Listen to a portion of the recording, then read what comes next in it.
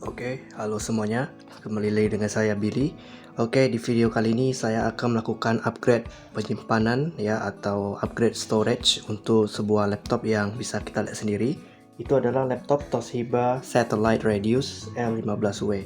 Nah, ini adalah laptop teman saya dan ini konon bahwa laptop ini adalah laptop yang bisa menggunakan fitur touchscreen atau layar sentuh ya teman-teman. Nah, jadi kronologinya sebenarnya ini laptop memiliki masalah di media penyimpanan bawaan yaitu harddisknya. Nah, di sini harddisknya dia menggunakan merek Seagate Barracuda 1 TB. Ya, sebenarnya ini adalah merek yang cukup bagus menurut saya. Tapi entah kenapa kemarin setelah saya periksa ternyata ini mengalami namanya bad sector. Bad sector di sini adalah kerusakan pada harddisk di mana ini sebenarnya faktornya cukup banyak. Bisa salah satunya adalah faktor dari usia, faktor sistem operasi yang bermasalah, atau faktor virus dan lain-lain, yang mana ini saya sendiri belum bisa mengidentifikasi apa sih permasalahan dari harddisk ini. Nah, jadi kesimpulannya ini harddisk tidak bisa digunakan dan saya sudah mencoba untuk backup datanya, cuman ini datanya sama sekali tidak bisa diakses teman-teman. Jadi ini mohon maaf ya, jadi harddisknya sudah tidak bisa diselamatkan lagi. Maka saya merekomendasikan untuk langsung mengupgrade ke media penyimpanan yang lebih cepat, yaitu menggunakan SSD atau solid state drive ya teman-teman. Nah, di sini saya memilih SSD ya dengan merek Gyokaizen. Ini adalah merek kalau nggak salah ini merek lokal ya teman-teman, dan ini saya juga baru tahu. Dan ya, ini kita cukup bangga ya karena Indonesia juga ternyata memiliki brand lokal yang cukup luar biasa seperti ini. Di sini saya memilih kapasitas 512 GB teman-teman. Ya, ini dengan harga sekitar 400-an yang saya beli di Tokopedia. Nah, di sini saya kenapa memilih SSD ini karena mungkin harganya itu lebih terjangkau ya teman-teman dibanding brand-brand yang lain. Tapi apakah dengan harga segitu kita bisa mendapatkan performa SSD yang oke? Nah, nanti akan kita coba untuk pengujiannya. Nah, sekarang saya unboxing dulu. Oke. Nah, ini SSD-nya kita keluarkan dulu apa yang kita dapat. Nah, sepertinya kita tidak mendapat manual book. Oh, mungkin manual booknya ada di dalam. Oke, ini kita singkirkan saja. Oke. Nah, ini adalah SSD tipe SATA, karena seperti yang kita ketahui SSD juga memiliki berbagai jenis. Ada tipe SATA, ada tipe M.2 SATA atau M.2 NVMe. Yang mana yang terkencang saat ini adalah yang M.2 NVMe. Namun ini kembali pada laptopnya, apakah ada support port atau konektor yang seperti itu atau tidak. Nah, kebetulan karena laptop yang akan kita uji itu adalah laptop yang hanya mendukung tipe SATA.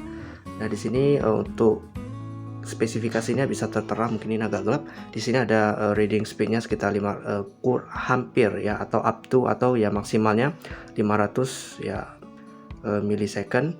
Ini yang writing speednya juga bisa 450. Apakah akan sesuai spesifikasi? Akan kita uji setelah instalasi ya. Oke. Nah, ini untuk SSD ini sebenarnya cukup ringan kalau kita bandingkan dengan harddisk ya. SSD jauh lebih ringan, dan SSD sendiri tidak ada ya piringan yang ada di dalam seperti yang dimiliki oleh harddisk.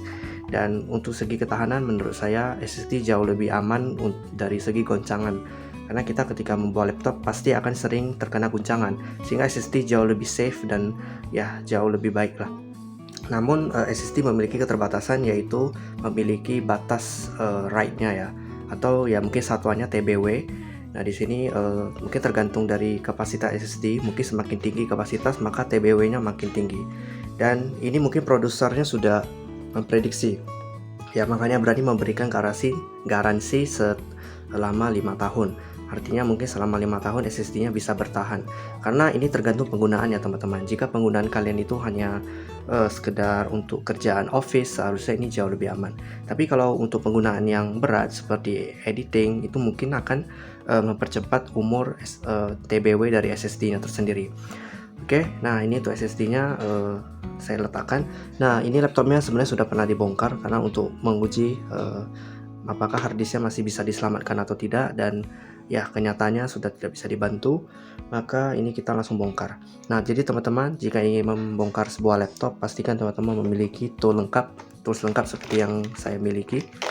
Nah, ini saya lupa ini merek apa atau brand dari mana ya, harganya juga saya sudah agak lupa karena ini sudah cukup lama. Nah, ini pastikan teman-teman pastinya punya obeng. Oke, minimal teman-teman punya obeng. Lalu ini ada baut mata obengnya ya, yang banyak variasi tergantung bautnya. Lalu teman-teman ketika bongkar pastikan wajib memiliki ini ya, ini mungkin orang menyebutnya pir gitar, tapi fungsinya kita supaya bisa membuka celah-celah laptop ya, casing bagian front cover atau back cover ya. Oke, nah kita karena ini laptopnya sudah pernah saya bongkar, jadi ya obengnya juga tidak terlalu berfungsi. Mungkin pas teman-teman ingin masang kembali obengnya ya, mungkin baru kita akan gunakan obengnya. Jadi untuk sekarang ini saya akan membuka bagian back cover ya. Ini bagian front, ini bagian depan, bagian punggung layar ya istilahnya. Oke, ini bagian belakang. Nah seperti ini teman-teman. Jadi ini laptopnya berukuran 13 inci, termasuk cukup mini ya. Jadi kalau mau dibawa kemana-mana juga gampang. Oke, kita akan bongkar. Nah jadi teman-teman, ini sebenarnya karena sudah sering dibongkar, jadi celah-celahnya sudah terbuka. Jadi teman-teman yang mungkin pertama kali bongkar laptop ya, pastikan cari celah yang agak terbuka lalu digesek saja ya. Oke, ini tinggal digesek, tapi harus berhati-hati jangan sampai lecet. Oke, nah ini mungkin karena sudah sering bongkar, jadi waktu mau membukanya juga sudah cukup mudah. Oke, nah jadi ini adalah bagian dalam dari laptop. Kita lihat sendiri ya apa saja yang ada. Oke, seperti ini. Oke, nah teman-teman bisa perhatikan sendiri ya bahwa laptop ini tidak menggunakan fan atau kipas ya untuk bagian sistem coolingnya atau pendinginnya. Jadi karena ini laptop menggunakan prosesor Pentium ya, jadi ini tentunya tidak perlu menggunakan fan karena ini memang prosesornya juga low power ya. Jadi otomatis tidak memerlukan kipas tambahan ya, karena kalau low power otomatis panasnya juga tidak akan terlalu over. Dan sayang sekali laptop ini yang bisa di-upgrade itu hanya bagian storage saja ya, penyimpanan yaitu hard disk ya. Ya, dan RAM-nya sepertinya kalau saya tidak salah ini dia sudah onboard alias sudah tertanam dengan motherboardnya teman-teman. Nah jadi otomatis teman-teman tidak bisa melakukan namanya upgrade RAM. Nah jadi ya RAM yang bawaan itu hanya sebesar 4 GB, itu menurut saya untuk zaman 2024 itu sudah sangat tidak mencukupi. Jadi nanti saya akan berencana untuk menginstal Windows 10 ya, walaupun saya tahu mungkin untuk penggunaannya tidak akan benar-benar cukup ya, tapi Windows 10 setidaknya akan jauh lebih nyaman aja untuk nanti dalam proses instalasi aplikasi ataupun drivernya. Oke, nah ini teman-teman kalau ketika sudah bongkar laptop, hal yang harus teman-teman lakukan tentunya adalah mencabut ini, disconnect bagian kabel baterainya. Karena ketika teman-teman ingin mencabut komponen lain seperti hard disk atau RAM atau komponen yang lain-lain, ini kalau baterainya tidak dicabut, otomatis arus listrik dari baterai itu masih terhubung ke mesin. Jadi teman-teman wajib mencabut supaya lebih aman, supaya tidak terjadi short dan lain-lain ya. Jadi untuk jaga-jaga teman-teman wajib, hal yang pertama dilakukan mencabut ini kabel baterai, karena laptop sekarang rata-rata baterainya sudah tertanam. Tapi kalau laptop zaman dulu mungkin lebih gampang karena tinggal mencabut baterainya dari luar. Nah ini laptopnya baterainya itu ada di dalam ya, yang tipe polymer atau yang baterai yang ya bisa dibilang yang bentuknya lebih bisa dislimkan ya teman-teman, beda dengan baterai laptop dulu yang mungkin agak besar. Oke, ini setelah kita cabut teman-teman ya, ini kita sudah mencabut ya kemarin, dan kita lepaskan dulu braceletnya. Oke, ini untuk supaya harddisknya bisa ya menyesuaikan dengan laptopnya. Kita cabut dulu.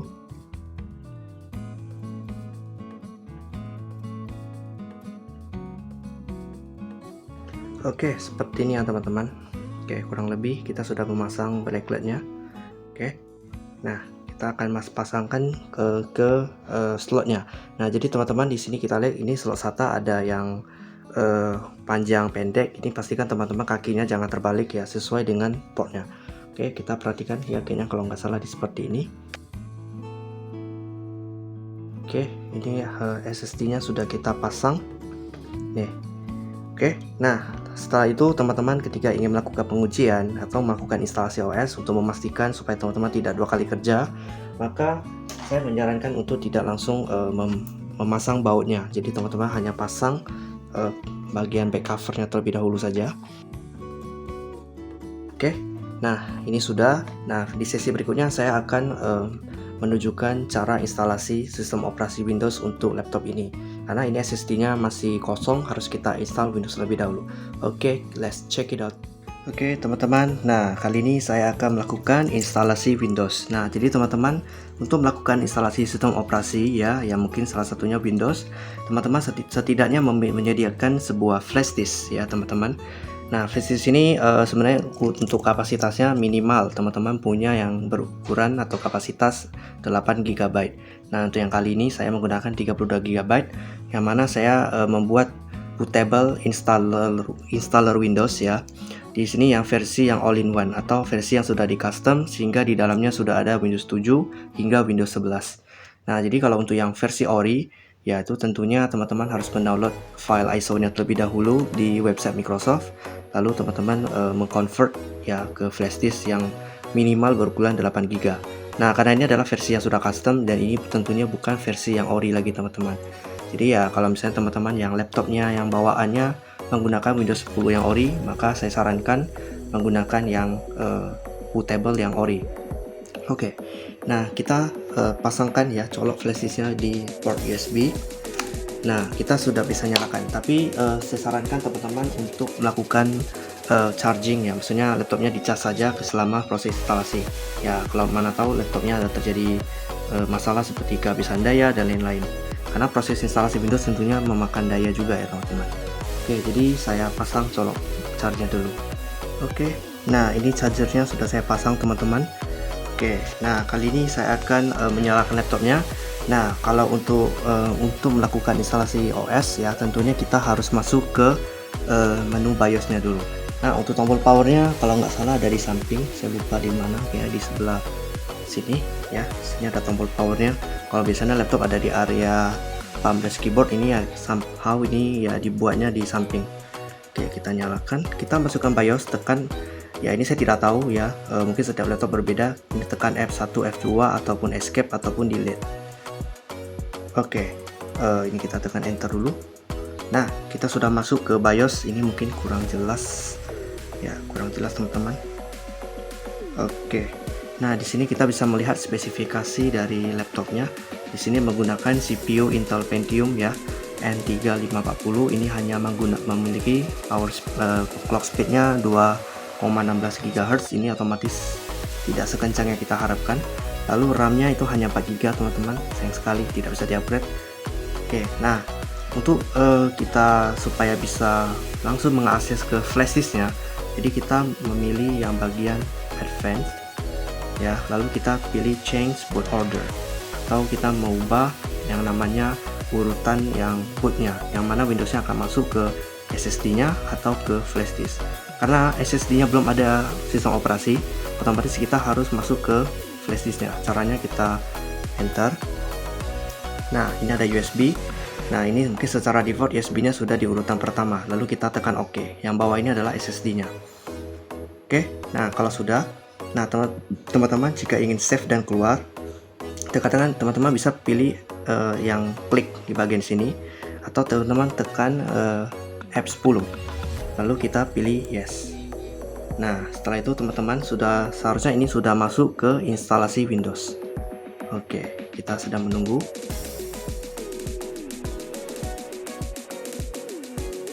Oke, nah ini masih proses ya. Kita melihat di sini ada loadingnya ya, yang lingkaran-lingkaran ya, ciri khas dari Windows 10. Oke, nah kita sudah masuk ke bagian ini ya, bagian instalasinya. Di sini teman-teman silakan menyesuaikan ya, untuk time-nya kita pilih Indonesia. Oke, lalu ini kita langsung next saja teman-teman. Oke, kita pilih install now. Oke, kita tunggu prosesnya dulu. Oke, nah seperti yang saya sampaikan, punya saya untuk installer Windows-nya itu adalah versi all-in-one. Otomatis ini Windows 7 sampai Windows 11 itu semuanya ada ya, kecuali Windows 8 kalau nggak salah. Jadi teman-teman ini silakan menyesuaikan sistem operasinya. Jadi saya rencana menginstal Windows 10 yang home saja ya, yang home saja ya, tapi yang 64 bit. Oke, jadi karena ini laptopnya RAM-nya sudah 4 GB, jadi itu sudah bisa install Windows yang versi 64 bit. Kecuali teman-teman laptopnya itu hanya 2 GB, jadi teman-teman wajib menginstal yang 32 bit atau 86 ya kalau di sini ya. Oke, kita pilih yang Windows 10 Home 64. Nah, ya supaya lebih ringan saja menyesuaikan spesifikasi teman-teman. Nah, jika teman-teman mungkin laptopnya mungkin dipakai untuk pebisnis ya, cocok pakai Pro atau yang di atasnya. Atau ya ini kalau untuk pengguna biasa kita pakai Home saja. Kita pilih next teman-teman ya. Oke, nah kita ini centang dulu yang I accept the license terms ya. Kita centang supaya kita bisa next. Oke, nah jadi ini karena teman-teman untuk media penyimpanannya masih sangat baru ya, menggunakan SSD yang belum diformat atau diapa-apain lah ya sebelumnya. Kita pilih custom ya. Di sini mungkin teman-teman jika yang mungkin laptopnya sudah ada Windows dan pengen upgrade langsung, ini kita bisa pilih, nanti ada muncul install Windows and keep file, artinya filenya tetap aman. Cuman ibaratnya teman-teman kalau misalnya ada laptop yang Windows 8 mau upgrade ke 10 ya seharusnya bisa pilih yang atas. Kalau yang bawah ini kalau teman-teman ingin melakukan instalasi dari awal ya, kita pilih custom. Nah, ini kita lihat, nah ini karena SSD-nya masih kosong, teman-teman wajib melakukan formatting atau ya kita format dulu. Tapi ini saya sampaikan, kalau teman-teman punya SSD dengan kapasitas 512 GB ya, kalau dibulatkan ke komputer ya, yang mana komputer hanya mengenali bahasa binary itu yaitu 476,9 GB. Jadi teman-teman wajib kita boot new dulu. Nah, ini saya langsung akan membagi dua partisi. Jadi partisi itu adalah pembagian ruang pada media penyimpanan ya, baik SSD ataupun hard disk. Jadi teman-teman jika memiliki penyimpanan yang kapasitasnya lebih besar di atas 256 GB, teman-teman wajib yang melakukan pembagian partisi ya, supaya yang mana kita kalau membagi dua, satu untuk menyimpan sistem operasi, satu lagi bisa digunakan untuk menyimpan data. Jadi ini kalau misalnya Windows yang terjadi apa-apa ya, mungkin tentu partisi yang berisi Windows saja yang akan bermasalah. Jadi yang sisa yang data yang pribadi di partisi satu lagi akan lebih aman. Oke, ini kita langsung bagi dua saja. Mungkin saya akan membuat Windowsnya untuk menyimpan Windows sekitar 200 GB saja. Oke, di sini atau 200.000 ya teman-teman. Kita apply dulu.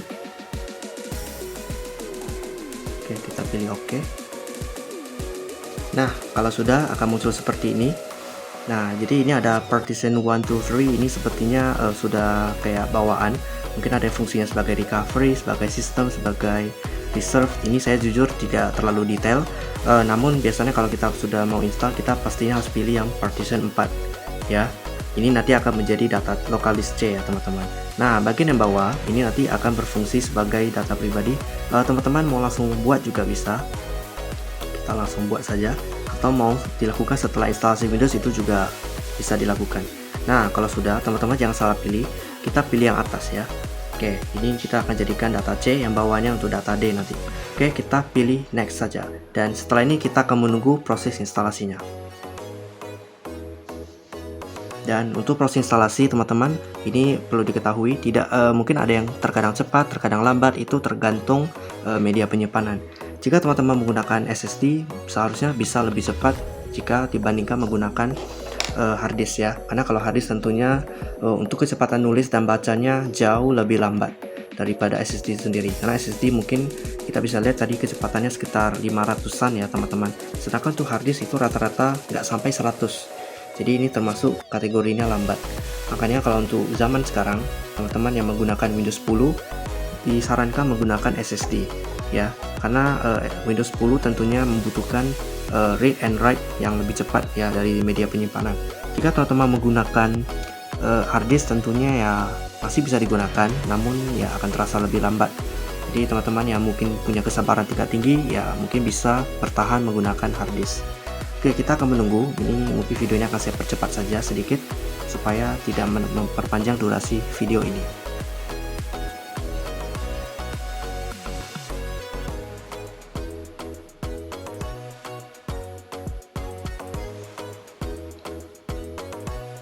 Oke, kita akan restart. Ini teman-teman bisa langsung pilih restart now atau mungkin mau menunggu sehingga detiknya selesai.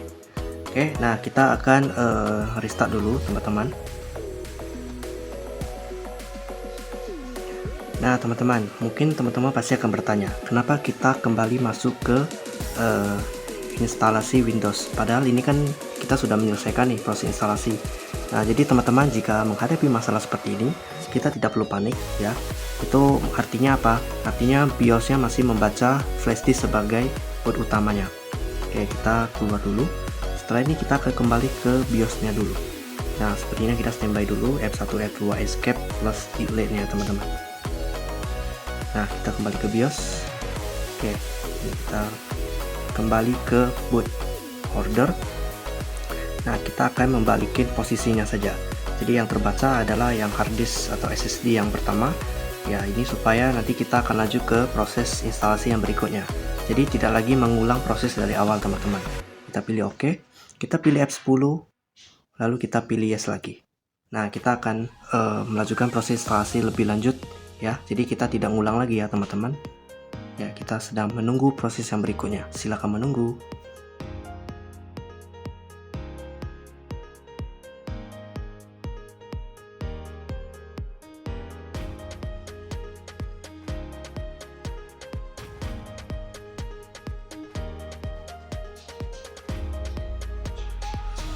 Oke teman-teman, setelah kita menunggu tidak terlalu lama ya, ini kita sudah masuk ke bagian awal penyelesaian instalasi Windows ya teman-teman.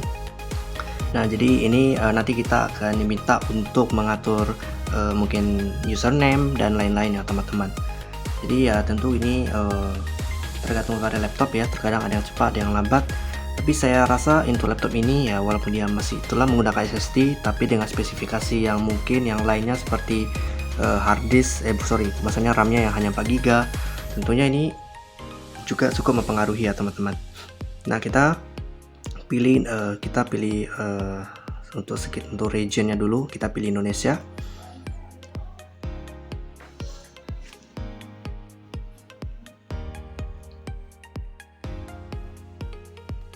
Kita ganti ini US aja, ini tidak ada yang berubah. Ini kita skip.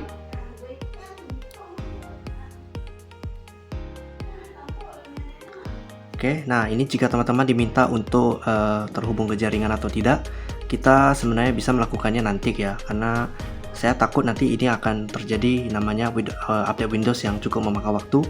Nah jadi teman-teman, ini cukup pilih I don't have internet di bagian sebelah. Oke, kita pilih ini supaya nanti kita kalau melakukan update cukup kita lakukan setelah penyelesaian ini ya. Oke, kita pilih continue ya, tadi ya yang ada di pojok sebelah kiri.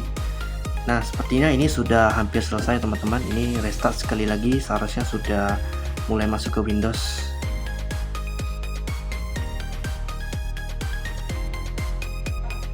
Oke, nah ini sudah selesai. Ini kita buat aja namanya user, nanti ini biarlah teman saya yang ganti nama sendiri. Oke, kita next saja. Untuk password, kita kalau tidak mau buat password, kita cukup langsung next, tidak usah dibuat passwordnya, nanti itu bisa dibuat secara menyusul. Oke, ini kita menunggu lagi. Ini sudah hampir selesai teman-teman ya. Ya jadi ini kalau sudah, ini tinggal finishing, kita sudah bisa masuk ke Windowsnya. Ini kita akan accept. Ini kita hanya perlu menunggu ini selesai. Nah ini sudah selesai ya, sekarang Windowsnya menyapa kita, hai gitu ya. Oke, ini sudah hanya perlu menunggu sedikit lagi teman-teman. Jadi teman-teman yang melakukan install Windows ya wajib sediakan kopi ya teman-teman, supaya ya mungkin sambil relax, karena ini prosesnya ya kelihatannya lama, tapi mungkin karena saya sudah terbiasa, jadi saya juga tidak anggap ini terlalu lama teman-teman. Oke, nah setelah ini selesai, nah Windowsnya sudah bisa digunakan ya, laptopnya sudah bisa dipakai. Namun teman-teman harus melakukan tindak lanjut berikutnya, yaitu mengupdate atau menginstal driver. Jadi driver di sini adalah aplikasi yang fungsinya sebagai perantara supaya Windows dan hardware-nya bisa bekerja secara optimal. Jadi teman-teman wajib install ya, supaya hardware-nya bisa dikenal oleh Windows. Namun sebenarnya kalau Windows 10, kelebihan yang saya sukai adalah untuk sebagian drivernya sudah auto install ya teman-teman, artinya sudah terdetek. Teman-teman hanya perlu update saja ya, sehingga dia nanti bisa bekerja lebih maksimal. Nah jadi teman-teman setelah melakukan install update, teman-teman driver, teman-teman juga boleh melakukan namanya update Windows ya. karena Windows 10 ini ya juga memiliki versinya juga. Jadi disarankan kalau bisa update ke versi terbaru, karena ya walaupun teman-teman tidak mau update, nanti ujung-ujungnya teman-teman harus mengupdate-nya sendiri. Lalu nanti teman-teman ya tinggal menginstal aplikasi tambahan ya, seperti Microsoft Office dan lain-lain ya yang teman-teman butuhkan. Walaupun Windows 10 sudah memiliki ya sebagian aplikasi bawaan teman-teman. Oke, nah ini kita sudah masuk ke Windows. Nah setelah ini saya akan langsung menginstal aplikasi yang fungsinya untuk melakukan benchmark atau melakukan tolak ukur terhadap performa dari SSD-nya. Karena topik utama saya kali ini adalah saya ingin melihat apakah SSD yang sudah saya beli ini sesuai lah spesifikasinya gitu ya. Misalnya dari segi write and speed, write dan rate-nya itu apakah sesuai atau tidak. Nah ini saya mungkin tidak akan melakukan instalasi driver dan aplikasi karena videonya akan sangat panjang.